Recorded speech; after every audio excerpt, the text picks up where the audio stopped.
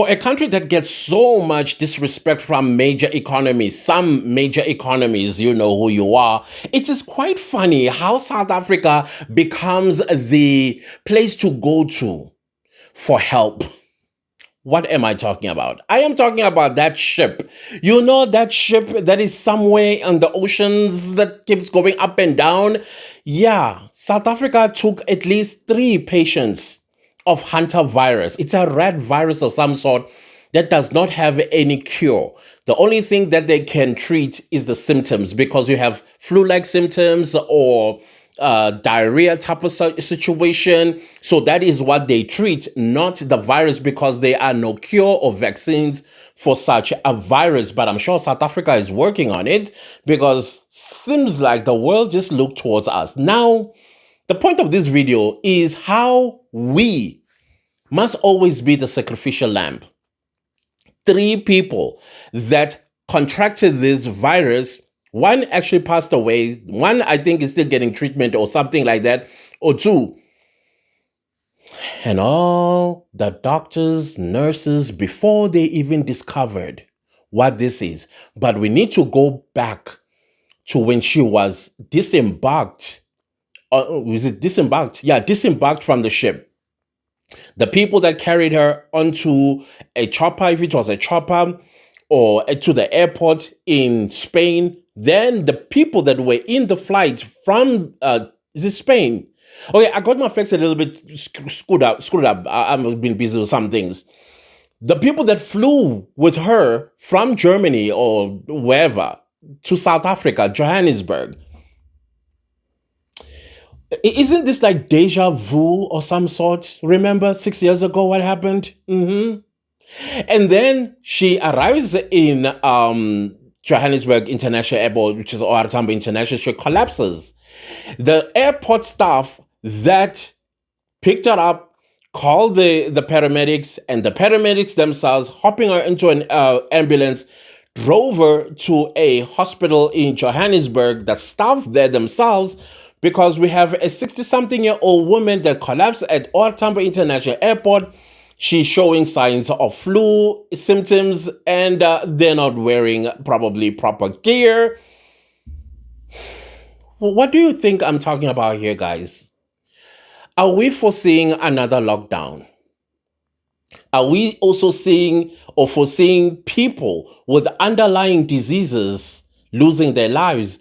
Because South Africa is the sacrificial lamb. And our government, instead of saying, no, just like some Caribbean countries said, oh, no, don't bring them here. We said, bring them here, please.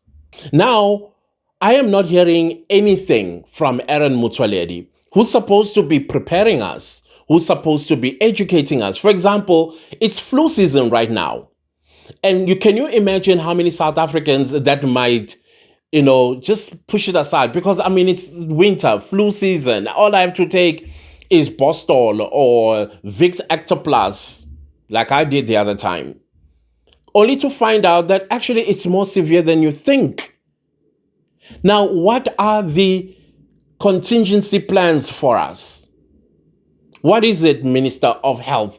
Because your silence is way too deafening for my liking as a South African, because the last thing we want is to panic. And by the way, one of the things that I heard from some doctors about this is that it can be dormant for 6 weeks, allegedly. What are we supposed to do as a nation now? Because we need to be educated about this. And I'm talking aggressive education about this, so that we can take precautionary measures.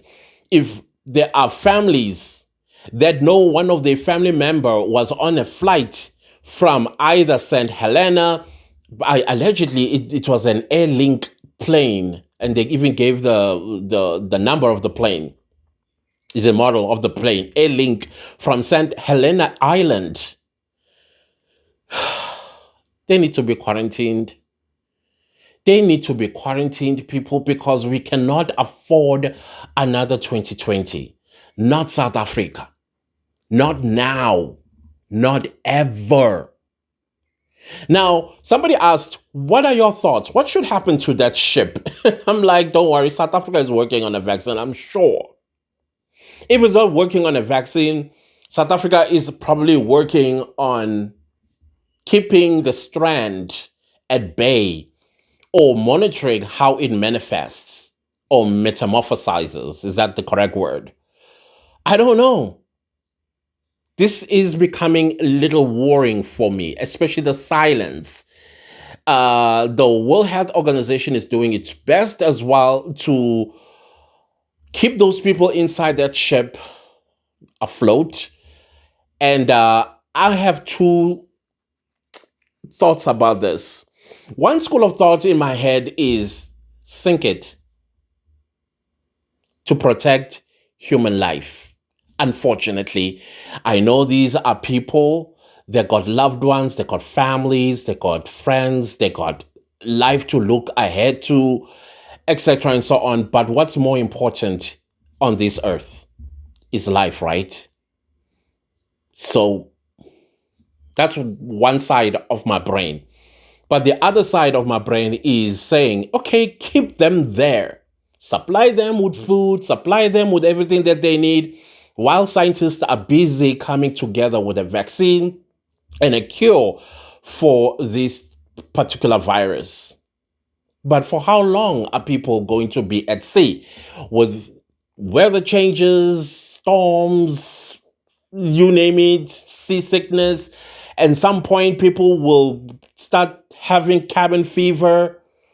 It's going to be a lot, which takes me back to my other brain. Sink it.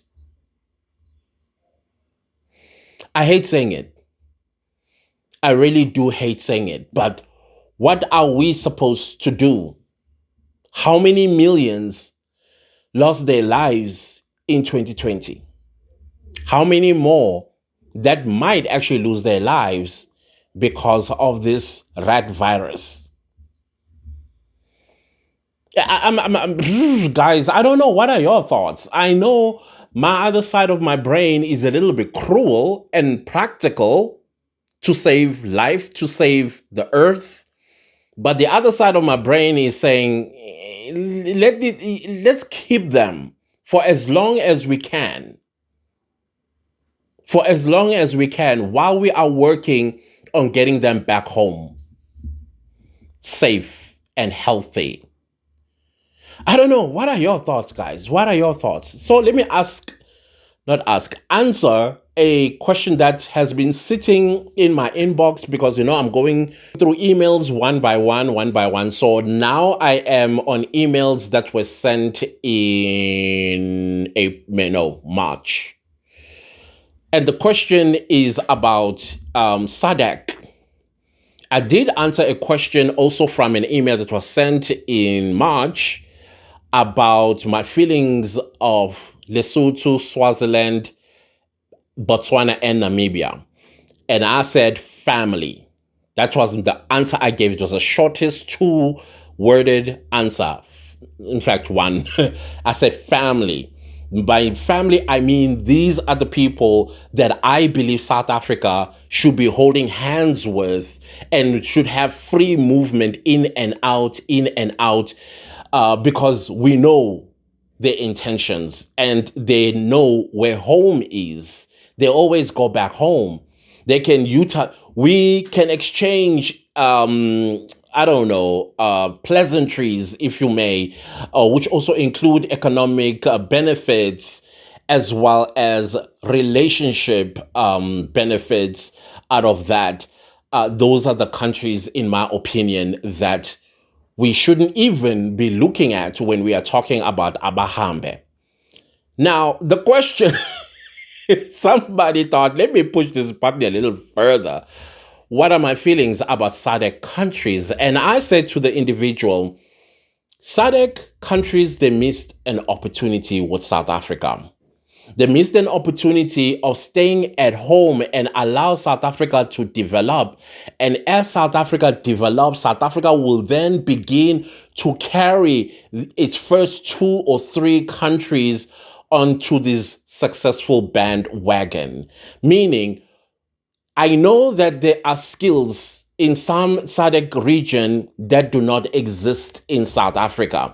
These skills are literally taught at schools in those SADC regions, but they are not taught here. We may have people that have those skills because, I don't know, they took an interest, for example, making of, these patio accessories, whether they are chairs or these swings, something of that nature, or building of what do you call this, screens type of situation. I know there are some South Africans that do that, but not South Africans in great number. There's oh la la type of situation. But you find that in, let's say, Zambia, for example, almost probably the entire population know how to create screens or those patio accessories. You know what I mean? And then other skills as well. South Africa is not a scooter. I'm talking scooter country where we use it for transport. We use it for transport. What else do they use it for? Yeah, for all those things. That's not our culture. And South Africa has entered the fourth industrial revolution where many people now, in the comfort of their home, they can do grocery. And then you have Checker 60, you have this Bash, whatnot, they're called. And South Africans, because it is not our culture to ride scooters, we could have that exchange of, not exactly exchange, more like transfer of those skills, where we know where the scooters are sold and how much and how can we bring these here, how we can get the Zambians to train South Africans to ride these scooters. Mutual benefit type of situation. And then as we continue to progress as South Africa, we carry more countries. But what I have noticed that South Africa has done, and I think is doing it either under duress or out of guilt. For example, back in the day when Thabo Mbeki used to be the president of the country, he used to get invited to the G8 summit. And he used to go to the G8 summit. And I think at some point he started feeling a little bit guilty. And then he would carry with him Nigeria, Olusegun Obasanjo. And then he will also carry the Senegalese president. And he also would carry, there's another one that he would carry, not Zimbabwe. I don't believe Zimbabwe. But there's another country. There were 4 of them. And these 4 countries also created a program that I keep trying to think what it's called again. NASA. If you remember, put it in the comment section. And the reason why they created that block of these developing African countries is so that whenever South Africa is invited to the G8 summit, back then it used to be the G8 summit before Russia was kicked out, we go with these countries to these summits with. If we get invited to something that the Western world was doing where South Africa was going to benefit, we would carry. And I remember they even had this program where we had to fill out, what was it called again, people? My brain is fried today. But if I remember, I'm going to put it on the screen. And we participated because we wanted a better Africa. But African countries, when they realized that this is how their people felt, they shut it down. When Olusegun Obasanjo's term as president ended and Thabo Mbeki recalled, Senegalese president also's term ended, that program also ended. Why? Because there were some countries that were not happy with the response that Africans submitted to the bloc. So we used to carry these people with us. Now I feel like we should, charity begins at home. SADC is our home. And therefore, what we should do going forward, we should be carrying 2 or 3 or 4 of SADC countries to the G20 when, when the G20 is no longer, where. I think it's going to England. in 2027. We carry countries that have the potential, not just any SADC country. We take countries that have a potential. And of course, the SADC, our neighbors, I'm talking Namibia, Botswana, as well as Lesotho and Swaziland, carry them on. I know how some people might feel about Swaziland, but again, charity begins at home, and this is our home with these countries. We carry them with us. Let them benefit from what we are going to benefit out of economic growth, economic opportunities, investors, etc., and so on. Then we move to Zambia, Malawi, Tanzania type of situation. And eventually, SADC region would be the most economically powerful region on the African continent. But no, instead of thinking along those lines, what did they do? Send all their people to South Africa. That is the most stupidest thing any country could ever do. This is shifting responsibility to somebody else. They are not our people. Yes, we are part of the same region, but they're still not our people. The laws or immigration laws still has to apply, even though we are working together. Countries going from outside of the SADC region, they need to prove to us that we now can come together and grow this continent greater economically. But now we are having people coming from outside of the SADC, and they come straight to South Africa to be a nuisance, parasites, and of course, stupidity of the day. So I don't know. That's my feeling about SADC. It might be simplistic. Hey, my middle name is Simpleton, in case you did not know. But those are the lines we're supposed to think whenever we talk about Southern African Development Community. You know, you don't just eat an elephant. To finish an elephant, you take it one bite at a time. And that is why I feel carrying Namibia, carrying Botswana, carrying Swaziland, carrying Lesotho is what we need to do. I know under Cyril Ramaphosa's government, he would want Mozambique to be on our back. And yet Mozambique, what is it producing to us? People that are unaliving us, hijacking our vehicles, doing atrocities to us. How are we supposed to trust them? So they need to work on their own ish. Zimbabwe, the reason why I am not mentioning Zimbabwe once upon a time proved itself that it was a capable nation. Once upon a time, the Zim dollar used to be stronger than the South African rand. They had lush lands, fertile lands. I know what some people are going to say, but it's still Zimbabwe nonetheless. Zimbabwe has human resources and it also has mineral resources. They just need to work on their education system.